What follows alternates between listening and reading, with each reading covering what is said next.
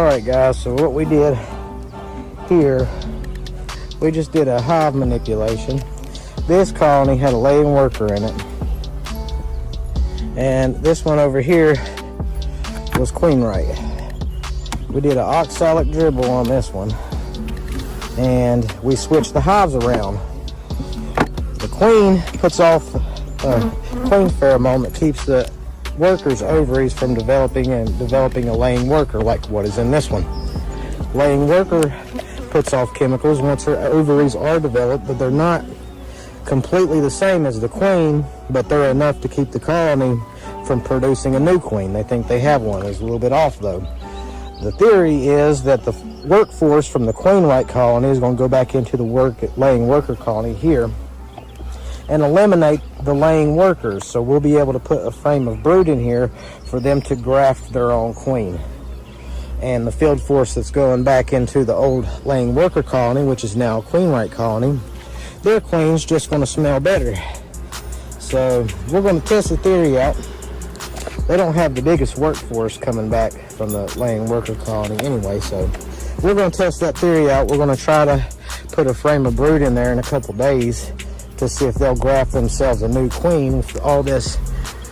This is a queen right workforce going into laying worker. So theory is they're going to eliminate the laying worker because she don't smell like a queen. They know what a real queen is supposed to smell like, so they'll readily accept a frame of brood and graft new queen cells. So we're going to test that theory. There's been a couple research papers I read about, and if it works, then we got a new system that might work for us. But testing it out. All right, then we're going to jump on about it.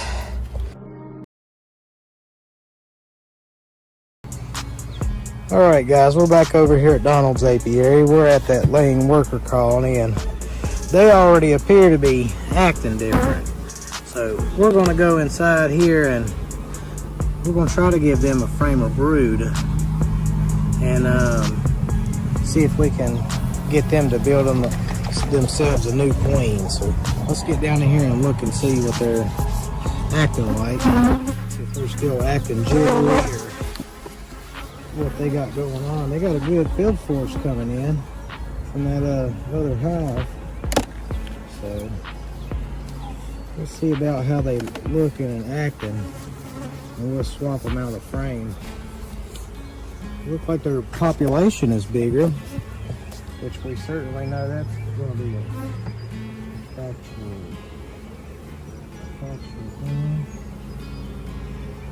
They don't seem to be as jittery. Not nearly as jittery.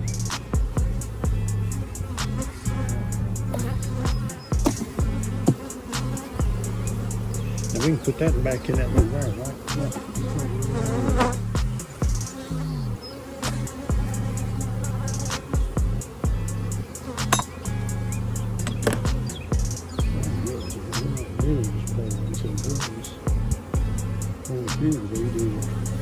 I think they'll do something here.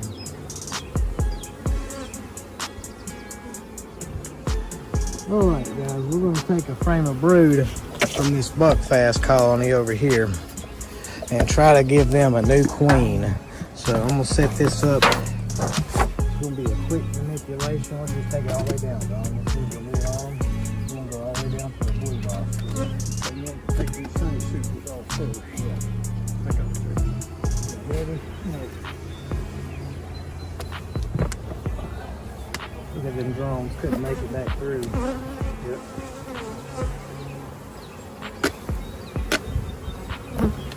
Alright. What we're looking for, guys, we're looking for a frame of eggs and fresh larvae. So that way they can graft from them.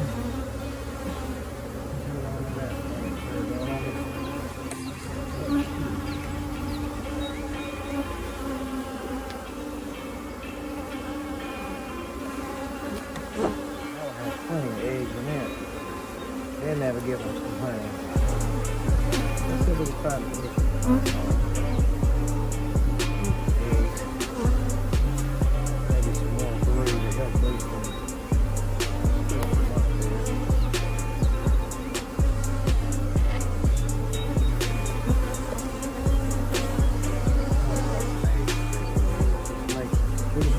over for the queen real quick.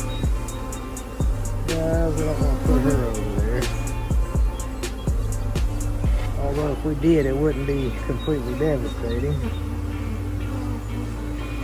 Alright guys, so this is what we're looking for. I'm going to see if I can get this on camera real quick. If you go to your brood nest and you follow the cat brood out, you're going to find some really small larvae out here. But on the edges, you're going to see some eggs down in them cells. And we've got some eggs right in this patch right here. I don't know if the camera's picking up on that, but we've got eggs in there. So this is the frame we're going to give them. We looked it over for the queen, and we're hoping that they will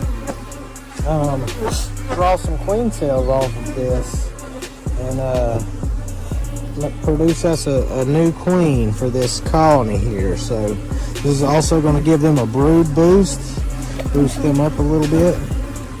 This is a Buckfast genetics here, so hopefully they're going to do some things with this frame. It's going to help this colony out. They've been queenless for a while, and the ideal in this hive was that moving this colony with a queen right colony, that the field force come back and they're going to eliminate our laying worker issue. We're going to mark this frame.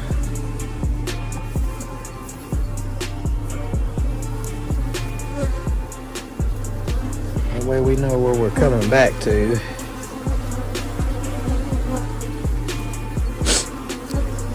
Let's see. That pollen in this field is relentless.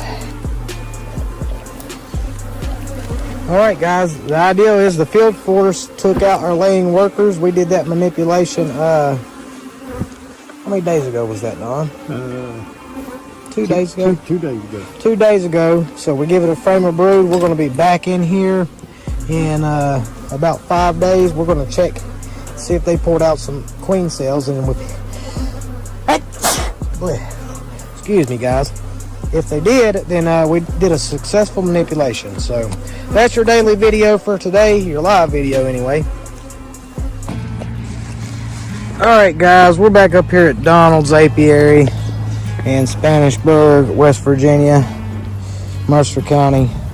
Today is Thursday, May the 30th, 2024, and we're going to jump straight in on this laying worker colony to see if they grafted themselves a queen. So what we previously did, we moved this is a laying worker colony. We replaced its location with a queen right colony. We were hoping that the field force would take out the laying workers and graft us a new queen. We gave them a brood frame from a Buckfast stock hive. It has Buckfast genetics, and we're going to go in right now to see if they grafted themselves a new queen. Now we marked this frame that we're looking for this queen on, and we're going to check and see if they did what we asked them to do. So we'll try to be gentle here. I'm just going to push these frames all the way over. Alright, let's see what we got here.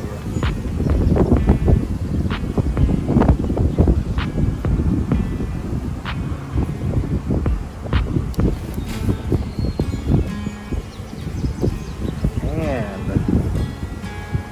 they did. Look right down there at the bottom. You see them? Look at this, guys. They've grafted themselves a new queen. Let's see if I can get this on there. We put this frame of brood in there, and you see those queen cells? Originally, a laying worker colony would not graft a new queen. They have another cup up there. I don't know if you can see it, but there's a queen. There's a larvae in that cup there. So they've grafted themselves 2 new queens out of this, and that means that this method does work. So that is a success. And I see some more on them other frames too, on those adjacent frames. Pull that one out and let's look at that one. think they got some on that side. Yep, they grafted 2 on that side. Look at this, guys. They've grafted 2 additional queens for this hive. So this switching of the laying worker colony with the queen right colony, the queen right colony, they've come from a colony where all of the 5 chemical notations of the queen pheromone are present, and in the laying worker colony, they produce a couple of those pheromones, but not all 5. So they're not able to actually graft new queens. If you put a frame of brood in there, they'll continue to be laying workers because they don't know that they're queen wrong. They're not quite sure, but the workforce from this laying worker colony, they know all the pheromones, and they know that something is off when they come back home when we switch those hives. So they'll go in and eliminate those laying workers, and they'll spread around the queen pheromone that they have through their trophallaxis and chemical pheromone communications, and they get the colony to start acting right again, and then you get queen cells. So it works. You don't have to shake out your laying workers. That's very exciting. How you feel about that, Don? Wonderful, wonderful. I knew that was gonna work, man. It worked. All right then, guys, we're gonna jump into some time-lapse stuff. We got honey to pull in here today, so that was our video for today. We're super excited that worked. I got my mask on today, that way that pollen don't mess me up. So all right then, so I'm not gonna get it sitting on the couch.